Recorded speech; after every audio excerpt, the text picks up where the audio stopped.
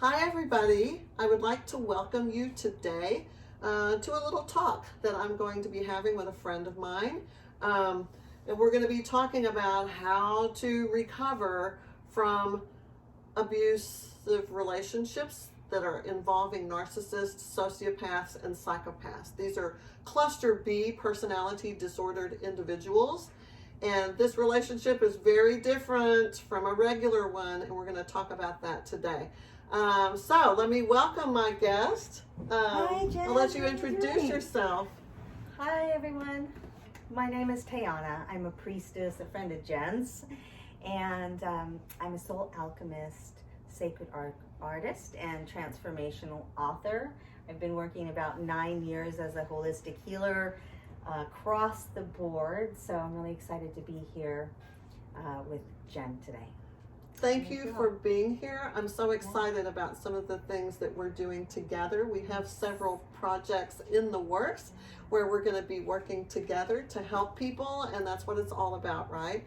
Is that this is a time in our world where we have to help each other, because it's just so much harder when you're trying to do it yourself, but when you have someone to help you and to work with you, it's just so much easier. Yeah, what I like about Jen and I is she's a psychologist and she works from a very knowledgeable level. It's got tons of information about narcissism, and I work from a very spiritual level, energetic level. So we really have a lot to talk about and a lot to offer together. Together, combined, we've got you covered. Yeah. Right? Yes. We've got them covered. So let me start out with saying that when you separate, whether you're discarded or whether you're fortunate enough to have escaped a relationship with a person with a personality disorder, this is on the psychological DSM chart. As a personality disorder, there's cluster A, cluster B, and cluster C. The cluster B disorders are narcissism, sociopathy, and psychopathy. And they have a lot of similarities. Sometimes they overlap, sometimes they coexist, but they all have basically the same features: lack of empathy, lack of guilt or remorse, feelings of entitlement, lack of being reality-based. They live in their own world of magical thinking, and there's a whole vocabulary that goes with narcissism and those other two that are, it's just indicative to that one particular group. It's like you could get a whole book and read with just words, word salad, intermittent reinforcement, blame shifting. It's just cognitive dissonance. It goes on and on. And so I'm assuming if you're here today, either you or someone you know is going through the recovery process. And so that's kind of what Tehana and I are going to be talking about today.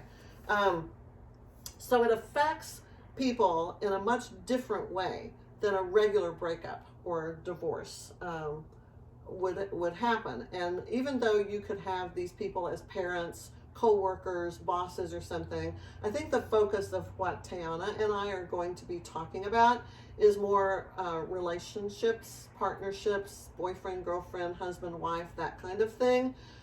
When you have partnered with someone and been in love with this person, and then things go bad, as they inevitably will, how do you get past that? What do you do?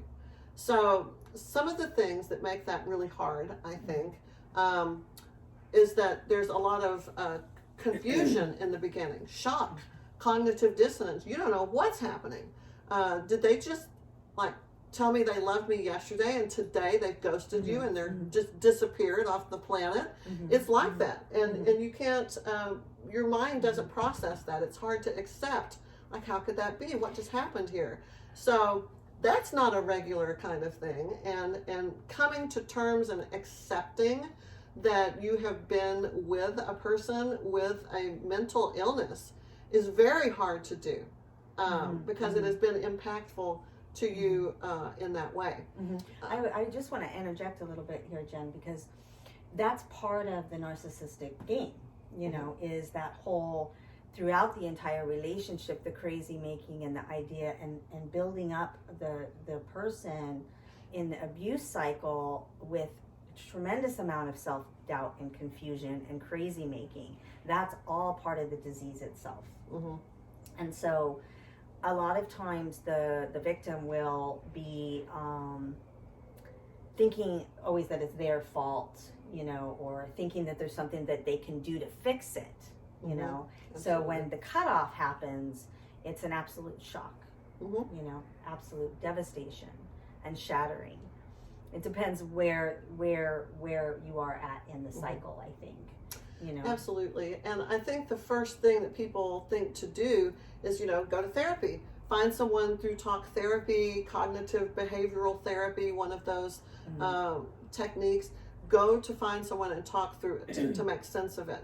I have found that it's very difficult to find a therapist who is trained in this particular area, even though sometimes it says they are. They're not. They don't know what they need to know to be able to effectively, you know, help you through this, help you navigate this foreign territory. They just can't. So I think a lot of the responsibility falls upon the people who are going through this, that if they cannot find the right therapist, let's just remember that's only one of the treatment modalities that need to be happening, because it also involves brain chemicals. You know, when I did go to a therapist for the first year after I was discarded in June of 2019, they threw prescription drugs at me like Pez candy. I had Trintellix, Klonopin, Paxil, Ambien. I have a bag full of free samples that could fill a suitcase in there that they gave me and said, take this, take this, take this, take this. And some people do need to have that just to be able to get through the day. But I am of the school of thought that if we can wean ourselves and just use the absolute lowest dosage and not become dependent on that, that we need to figure out how to do that, how to regulate the brain chemicals and do that for ourselves with ourselves without the prescription medications. Because you become dependent on them and their side effects. I would keep the Klonopin in my purse, and when I felt the panic coming, sometimes I was triggered and sometimes there wasn't even a trigger. It just hit me like a tsunami. One minute I'd be okay and the next minute, bam, panic disorder. And I know some of you know what I'm talking about. I would just break one of those in half, sometimes in quarters, and take one, and then take one 2 hours later and 3 hours after that, and kind of microdose and get through those really rough days. And then if it wasn't a rough day, I didn't take it at all. Did you ever have a medication as your go-to experience? I've had a medication, but I was always very clear to use it as a tool and to have a specific time frame to use it. Back in the day when I was an addict myself, I would rather take street drugs than prescription drugs. I don't know. My mind has always been backwards like that. So I always had this idea that these prescription drugs were to be used as a tool. And I was always open also to different kinds of modalities, which is, I think, what we want to talk about, because it's so important to treat the symptom, not Band-Aid, you know, what's going on. Exactly. And so with antidepressants and other painkillers and stuff like that, they can be used as a tool. Sometimes they're necessary to use as a tool, but they need to be thought of as a tool to get you to the next step. And sometimes those tools helped me get through the day in the classroom with my students, because I'm a teacher and I have to get up there and do the song and dance in front of students, and there were days I did require prescription intervention just to be able to do that, to do my job. And there were other times that I didn't need it, and so I made other choices to work on other things, because I didn't want to take it unless it was one of those, it's either this or lock myself in the closet sobbing, and that's really not an option when you have a bunch of kids looking at you. So I just want to say, you've got the what just happened to me shock and awe moment of chaos, confusion, and sort of, this is incredible. I can't believe this is happening. This isn't even real. You have to process all of that. So you have that. The accepting what has happened to you is so hard. It's hard to accept that this person that you've been with for this extended period of time was not what you thought they were. Maybe there were red flags, but you probably ignored them. So you got to deal with that. Then you've got a dysregulated brain. You have dysregulation with the chemicals actually in the brain. So the drugs they give you are serotonin blockers to regulate those chemicals to help you calm down and deal with the anxiety and the panic. I had learned to take some supplements that weren't prescriptions, like 5-HTTP, magnesium, other over-the-counter supplements that were homeopathic remedies for anxiety and panic and things like that. And, those can help too. So you just kind of have to, shop around and see what works for you. So you got all of that. You also have, let's not think about, let's think about this. When you have been in this relationship, a normal person that was neurotypical with no inner issues would probably look at that narcissist or sociopath or psychopath, and everything in them would say, run, and they would. Who doesn't run? People who have inner toxic scripts and dysfunctional programming from childhood and wounding and injuries from an early age, those are the ones who stay for a number of reasons we won't get into right now. I do want to say something about this because, yes, typically the more traumatized you are inside already, or the more wounded or dysfunctional things, maybe you grew up in a dysfunctional family or an abusive family, so all of this kind of seems familiar to you. And the more wounded and traumatized you are already, are typically the ones that tend to stay in this experience. But let me tell you something about a narcissist who is very charismatic, who is very outgoing, who is very lovable, who sometimes is very difficult to spot the red flags. The red flags are meant to create this state of confusion where you question your own self and your own reality. So even the most healthiest person can be in this situation and still get slowly chipped away at until they are sick themselves. So, but like you were saying, I wanted to point that out because there's no just because you haven't had a wounded childhood that this is why you would be attracted to a narcissist. But typically if you're more healthy, you're actually, I had an experience with a narcissist. And it was before I even knew what it was. And luckily I was on the upside of health at this point in my life because I did come from a traumatic childhood, and I did, but I was on the upside of in recovery where I had boundaries, was healthy, but still I could not make sense out of what was going on. And I think that's part of the craziness of this disease, and the part of this not being able to, it's luckily you have someone like Jen that has podcasts that talks all about how this is so crazy, because it's not just a cut and dry disease. It really isn't. It affects every aspect of your being: mental, emotional, physical, and spiritual. Absolutely. And so that therein lies the challenge. You're working with mental health, psychiatric, psychological issues. You're working with actual physiological issues with brain chemistry and neural pathways and actual changes. They have shown that your actual cellular structure is changed because of abuse like this, so that you actually are brain damaged, and that narcissist person, cluster B person, has effectively changed your DNA, your cellular structure of the brain, and so that you are dysregulated also. Wow, I didn't know that. Yes, it's true.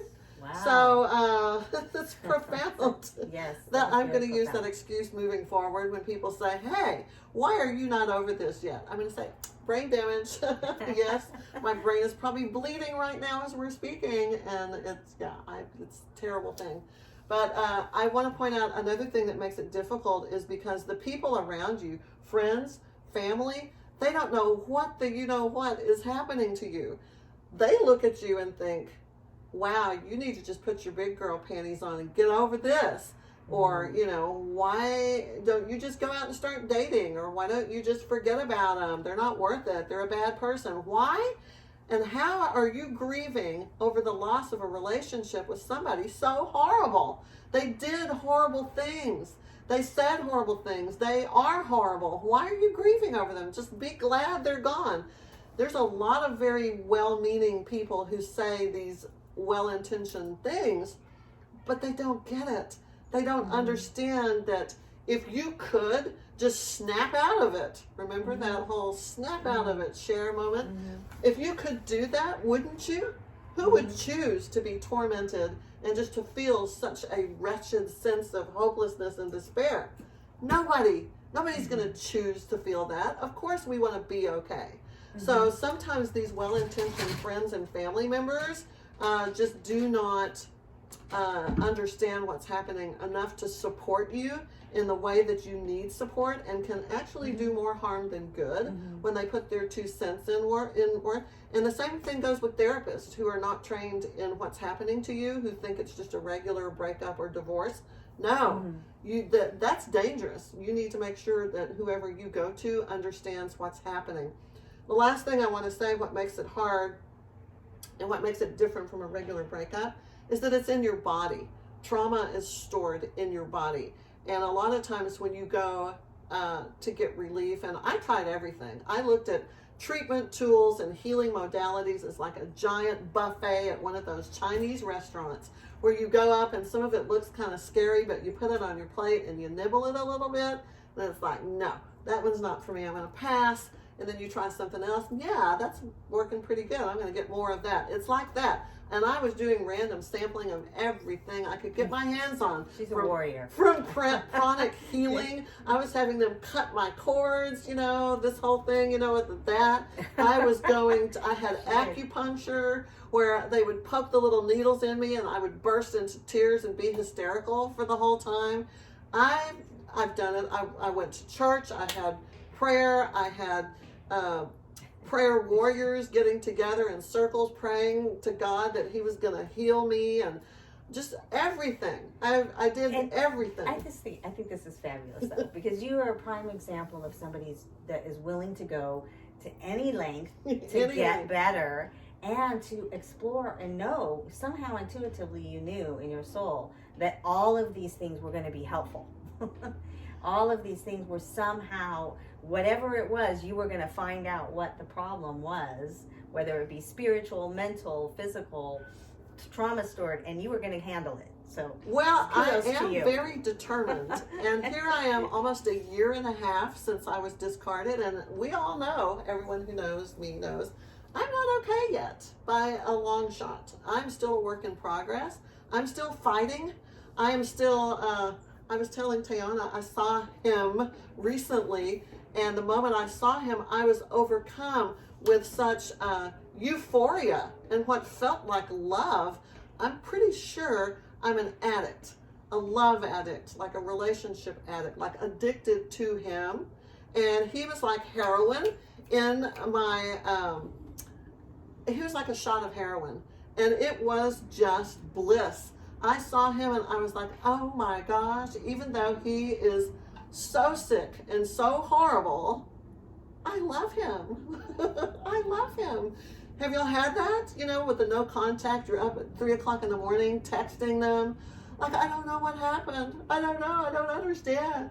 Why don't you talk to me? Why don't you love me? Why am I not enough? Oh, come on. I've done that. I've even done it. We won't even say how recently, but it's a terrible feeling. And we really cannot let that derail us to the point where we're like, well, I'm never going to be okay because look at what crazy thing I just did. look at how he made me feel when I saw him, and I just wanted to go up and grab him, put my arms around him and say, ah, you're back, I love you. And he did horrible things, unspeakable things, and yet that was there. Yeah. So we're working with a super complicated thing. And I would like to pass this off to Tehana now and talk about the last component that makes this different from a regular breakup. Is there's a whole sort of psychic energy level of cluster, you know what, that is happening there, that I've had normal relationships, well, probably I haven't had really normal relationships, but I have had relationships with people who were not narcissists. How about that? And I never felt these things. I was not affected like this. I am not a young person, and I have been around the block and down the street and over past the corner a few times. Nothing like this ever happened. This is a completely different thing, what is happening now, because my husband of 15 years was a narcissist, sociopath, maybe even the other worst kind.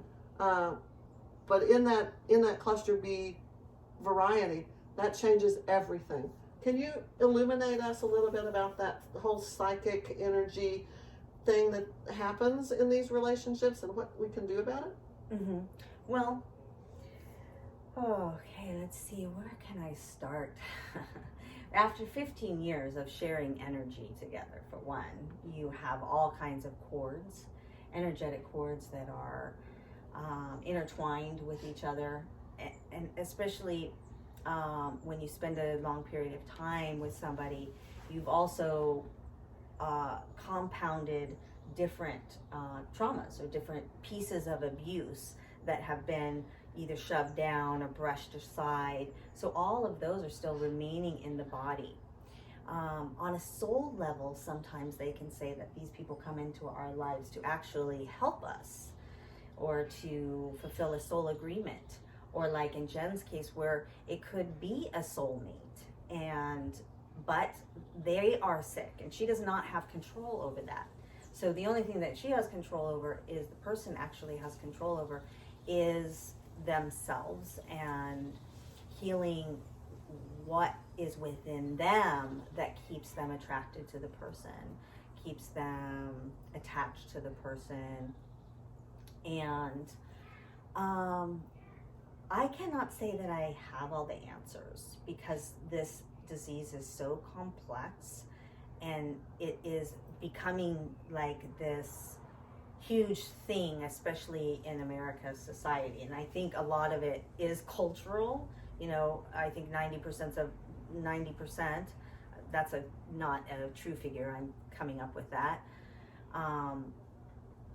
of people in America have some sort of narcissistic behavior because of the way that our culture is, with materialism and the internet and look at me and vying for approval. And all of these things are kind of breaking down in our society to where the actual disease of a narcissist is becoming very relevant and prevalent and seeable now. Like it may have been under the surface for a long period of time where we weren't able to really see it. And so many political figures and celebrities and people in charge of running the world seem like maybe they could be, I mean, we don't like to put labels on, and we have talked about how people use the term narcissism way too liberally. And we should never try to diagnose people with something that is a mental illness. You can have narcissistic tendencies. It's on a spectrum. You can have narcissistic tendencies and not have it be a mental illness. It becomes a mental illness on the DSM chart when it alters the functioning of your life in ways that you have no empathy, you can't have relationships, you are having magical thinking, not reality based, you are incapable of having human emotions that give our lives meaning and purpose. So you're just all discombobulated, and where you cannot, it's not a choice to change and do better or be better or to be healthy. that's on the other end of the spectrum where it becomes an impairment, an impediment.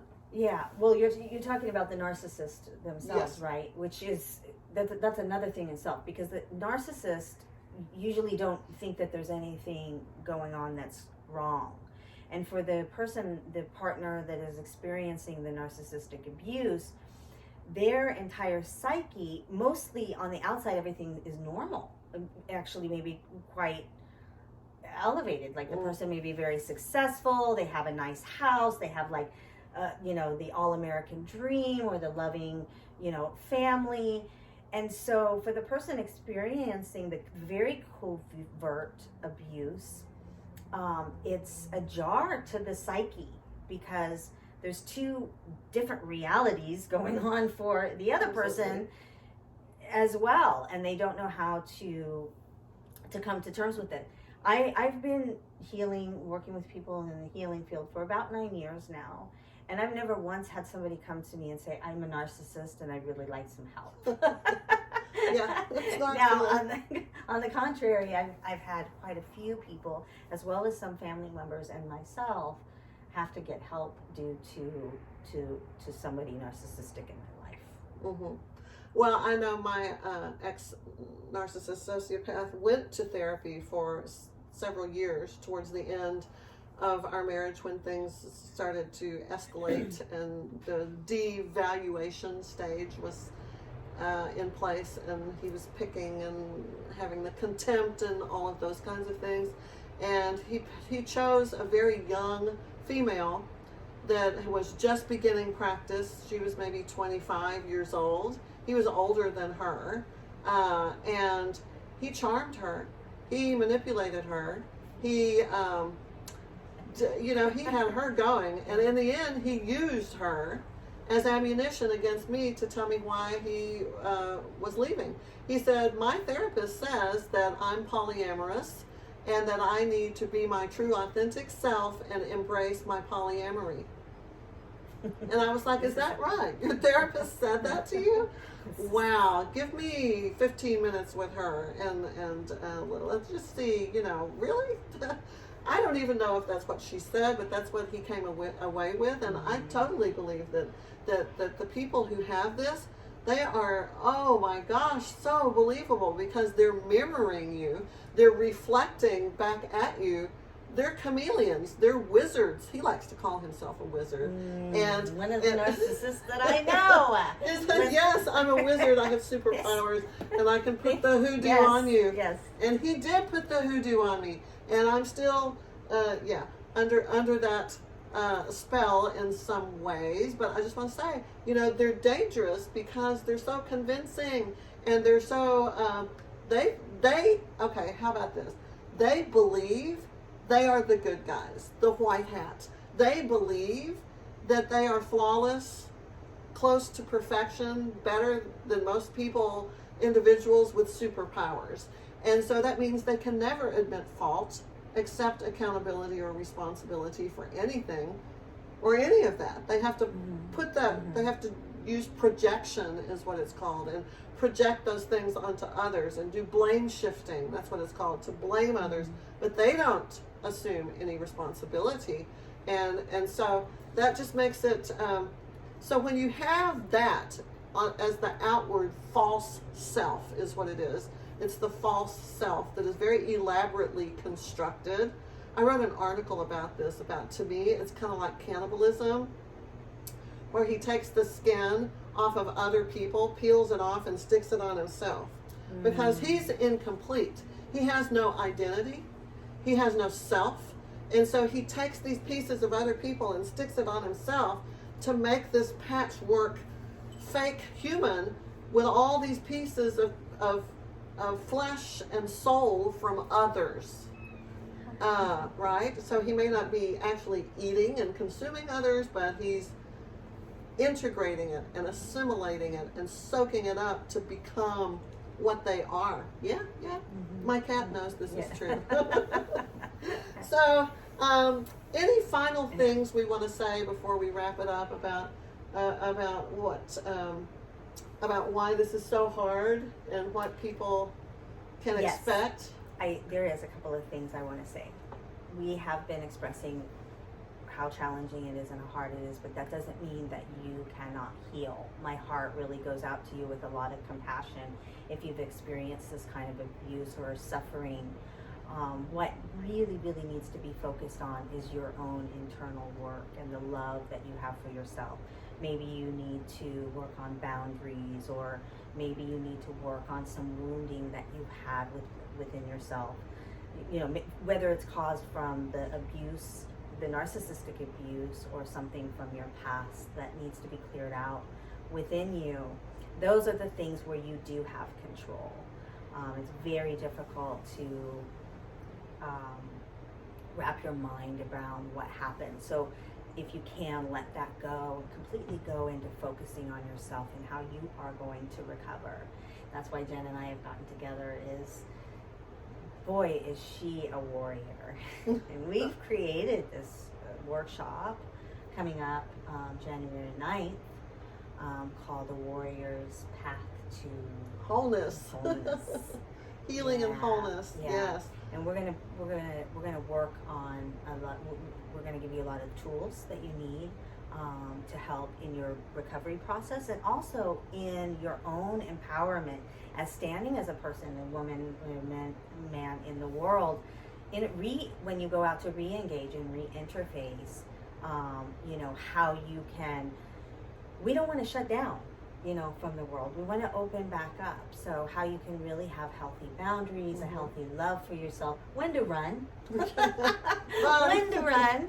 Next time, run. You know, and we're also going to spend some time in this workshop. It's a 2-hour workshop, but it's going to be jam-packed, doing some processing and healing work, and maybe some grief work.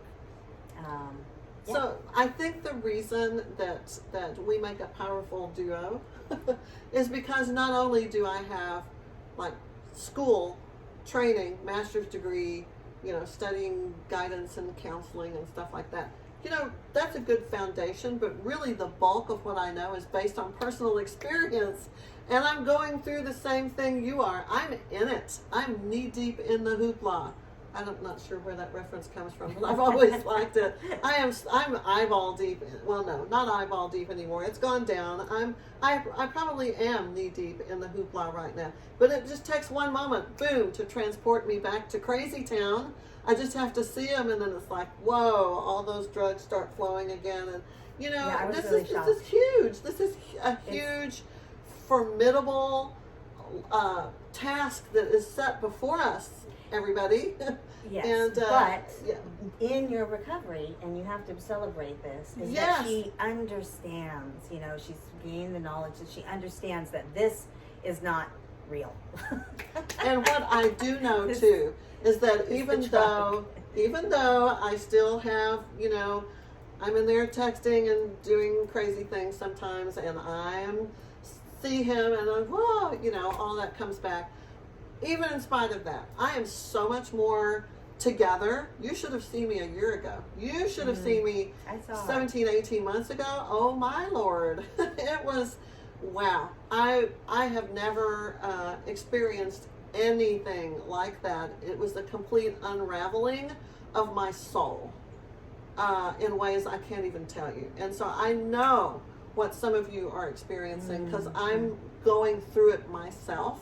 And I know what's worked for me the most, and I want to share that with you because I don't want anyone to suffer. And I know Tehana feels the same way. We want to help you on this journey where you can claim your life back and have your power to be who you need to be again without being controlled and slave to this, whatever this is, to this person. And we're going to talk about that on January 9th at our workshop that we invite you to come to and get some tools for your toolbox. Yeah, we'll put the information below the video so that you have it. And also, I just want to mention that I have another course for those of you that really want to dive into the deep love for yourself. And it's a 22-day deep dive with many practices that you can integrate into your life. Personal growth does not have to be hard. This is all about a nurturing and loving, fun course where you can integrate these tools into your life and to help you on your path to health and wholeness. Absolutely. So that information will be below as well. Okay, so two yes. things coming up in January to help you. And I certainly invite you to take advantage of it. Like anything that floats by me that looks like it might remotely help me just a little bit, I am grabbing it, I am taking it, I am trying it. Pretty much anything. And that's how I have made this wonderful progress. You know, really, you know, it is progress. And that's how I do it. And so anyway, Okay. let's get that new year off to a great start. 2021. Woohoo! That's going to be the year we become free. Emancipation, everybody. Emancipation. We can do it. We're troopers. Hooty hoo. Okay, Yes. that's it. Thanks Happy for being holidays, here today. everyone. Yeah, Hope happy to see you soon. holidays. Bye, Jen. Bye.